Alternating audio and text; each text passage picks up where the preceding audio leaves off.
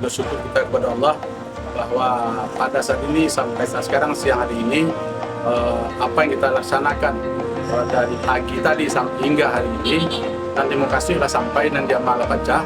Jadi sampailah kita pada akhir kegiatan kita bahwa kita telah melahirkan kepengurusan Elkam 9 Kota Sungai Lasi untuk periode 2025-2030. Jadi alhamdulillah tadi sudah dilakukan presiden secara formatur. Beliau Angku Datuk Hasibran Datuk Penghulu Dirajo. Jadi alhamdulillah ke depannya nanti beliau melengkapi bidang-bidang yang ada di dalam struktur organisasi Elkam Kecamatan. Semua dan mendoakan supaya jalannya kepengurusan Elkam Nambal ini berjalan dalam keadaan amanah dan berjalan dalam keadaan memperhatikan adat dan budaya yang ada di Kota Sungai Lasi khususnya dan di Kabupaten Solok pada umumnya.